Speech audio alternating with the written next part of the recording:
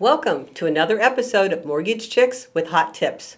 I'm Diana Harvey. I'm Elizabeth Hull. I'm Kim Harestad. I'm Cindy Walker. And I'm Stacey Van Schenck. Before we get started today, I just wanted to let everybody know that our contact information will actually be at the end of this video. But in the meantime, if you'd like to email us, you can email any one of us at mortgagechicks@vandykmortgage.com. We'd love to hear from you. We'd love to hear your questions and what topics you'd like to hear from us. So today, our discussion is going to be about property taxes. If you own a home in Florida, you have property taxes. And if you have a mortgage, you probably have an escrow account that includes property and taxes in with your monthly payments. So what we're going to look at today is how are property taxes calculated? What are some of the exemptions and homesteads and caps that are available with them? What do taxes look like on a property when you're going to purchase them? What does it look like after you purchase and you get your first adjustment? What does it look like for new construction? And specialty taxes called CDD. So we have a lot of things we're going to cover today. Are you ready to get started?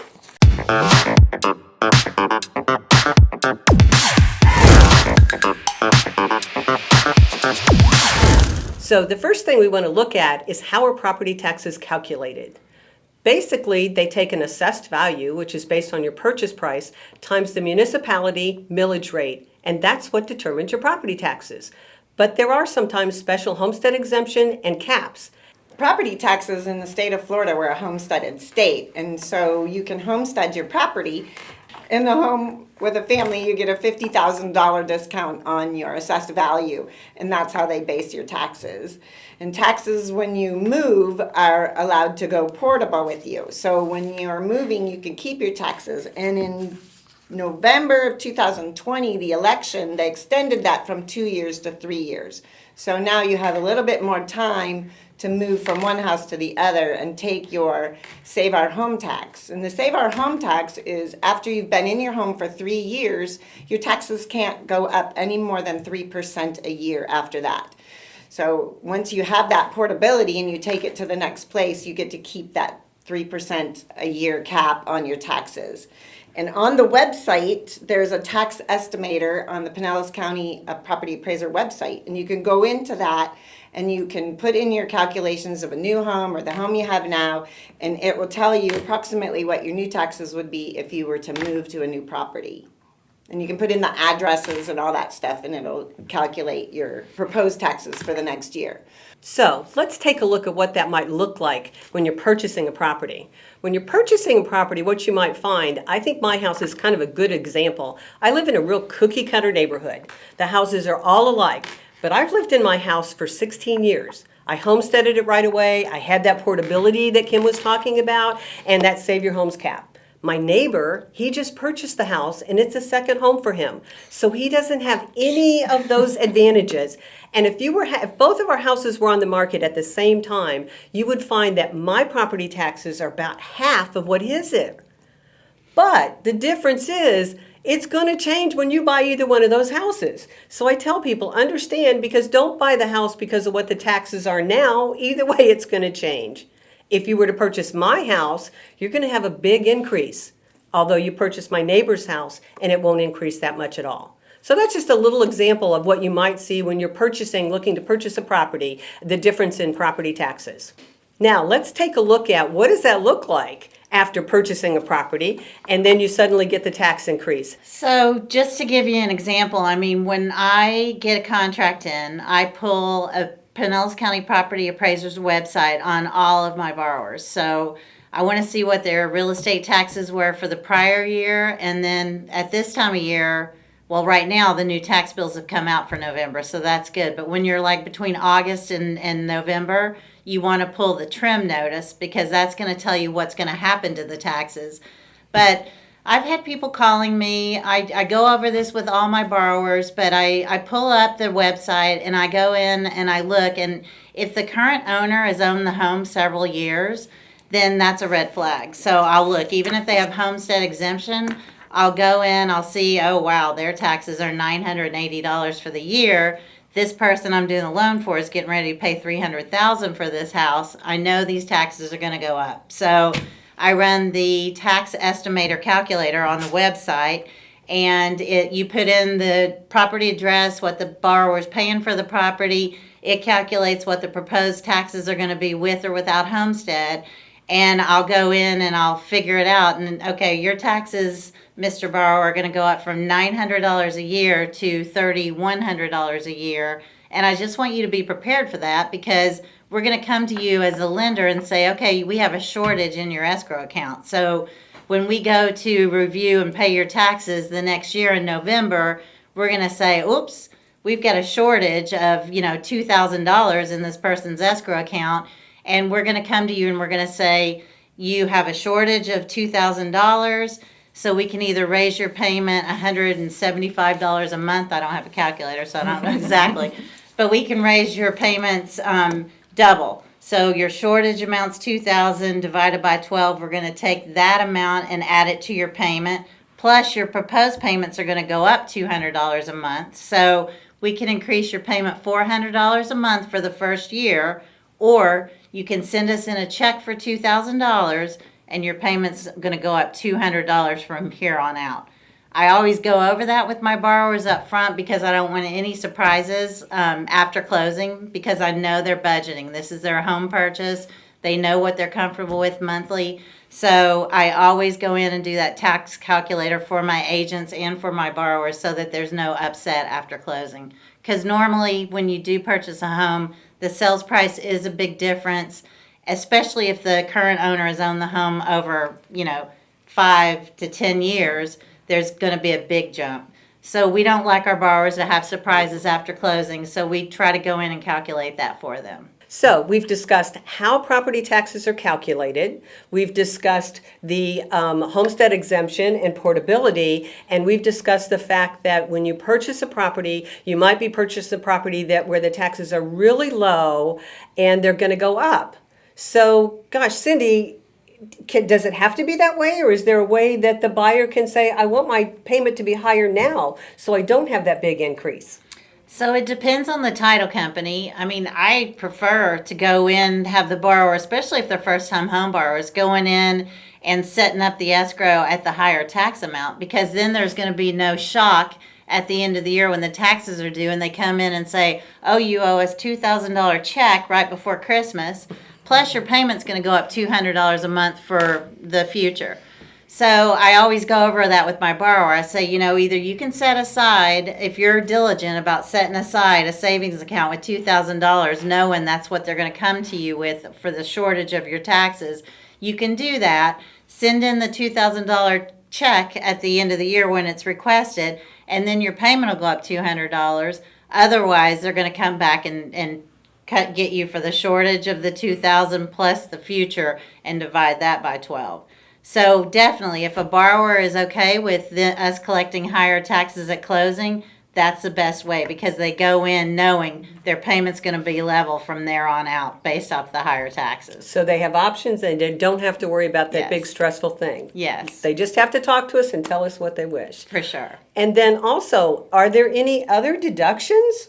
Well, there's also, like, if you're a vet and you have disability, so if you're 100% disability, you don't pay property taxes. A lot of people don't know that. If you're a widow, then your assessed value is lowered. So there's a lot of different, exemptions that you can qualify for. So when you look for discounts, each county has their own property appraiser website, and in that property appraiser website, you can find the tax bills and what discounts are available for you in your situation. Okay, so now let's tackle another little challenging topic.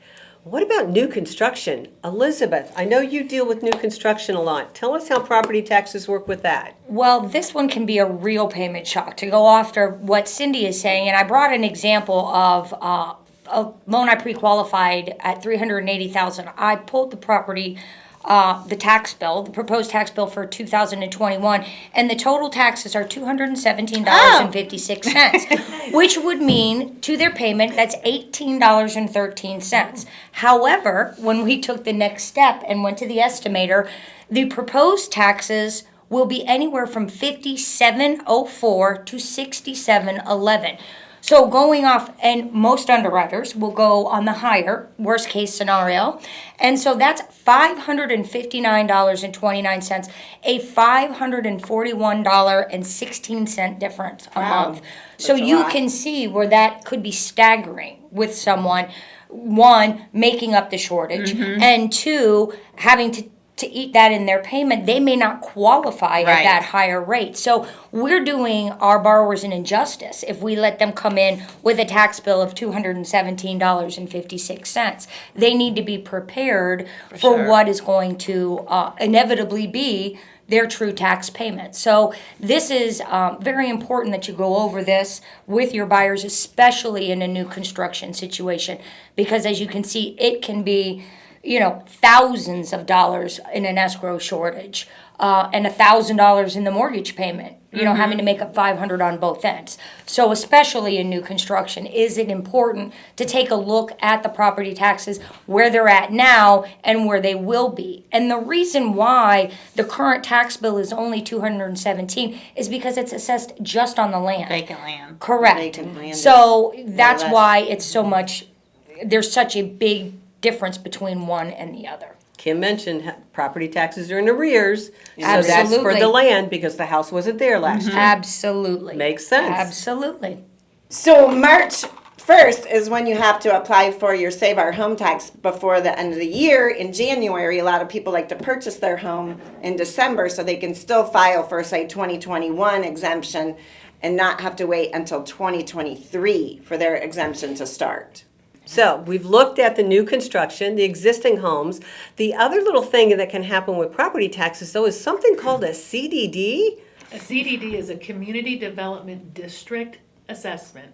It is part of the property taxes, and this is a way to offset the infrastructure of new communities and developments. It helps keep the purchase price down because this is a debt that was typically stretched over a 20 or 30-year period. So instead of building into the cost of the home up front and making the homes more expensive, they're going to make it as a part of the property tax bill. You're going to have two sections. It's very, very important for people to, and real estate professionals, to look at the most current property tax bill and see if there are CDD fees included.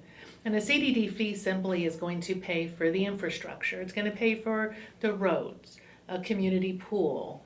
If they're building a school within a community, they're going to pay for the construction of the school, parks, road maintenance, sewer and septic. It's different from an HOA. An HOA is a homeowners association. CDD, Community Development District fee, is tax deductible. Most people don't know that. Wow. Because it's part of your property taxes. So the benefit of a CDD is that it's tax deductible, which an HOA is not. So that's a real big bonus and deal. Plus it's spread over 20 to 30 year period. So you pay that in your property taxes, it's separate on your bill? It's separate on your bill. You're gonna see the ad valorem up front, and then down across the bottom, it'll say like a special assessment or development. And those are paid in advance, unlike the property taxes, right? Yes, exactly. Okay, so property taxes are paid in arrears, but the CDC is paid in advance. In advance. Okay, interesting. So that can sway your closing costs by a couple $1,000s It too. absolutely can. It's so important Yes. to know what they are up front. You don't want that shock later on when we pull up the bill and we find out that it's completely different. So there's a lot of benefits of CDD. People get scared of them, don't necessarily need to be scared of them. I don't think we have a lot of them in Pinellas County because we don't have a lot of new development as far as neighborhoods. Where are But- you seeing most of the CDD fees? Well, I'm up in Pasco County Yeah. in the Trinity area, and it is exploding. Yes. Yeah, then they're Exploding putting with in lots of new communities. infrastructure. It Yeah. needs to be paid for. It has to be paid by somebody. And why should all of the residents of a county have to pay for the infrastructure of a community? That's why the owners of the Oh, yeah, community good point. need to pay Pay that. for that And, part. and the CDD fees, they don't go towards lights, they don't go towards the fire station or the police department. That is everyone's tax bill, Right, not right. ad valorem. But the CDD is just for the residents in the community to pay for the amenities and then the upkeep every year on them. Nice. Gives us Interesting. gives them some nice amenities. Yes, very nice. I want a community pool. Really, you get to use it and not have to take care of it. Let's Isn't make that nice? Okay, so we've taken a look at how property taxes are calculated, what kind of exemptions and caps there are with property taxes, what happens after you purchase an existing property, a new construction, and we've also looked at that special CDD tax. So hopefully we've given you some very good information on things to be aware of purchasing property in Florida. But also want to make sure you remember you can reach us at mortgagechicks@vandykmortgage.com. I'm Diana. I'm Elizabeth. I'm Kim. I'm Cindy Walker. And I'm Stacey. See you next week.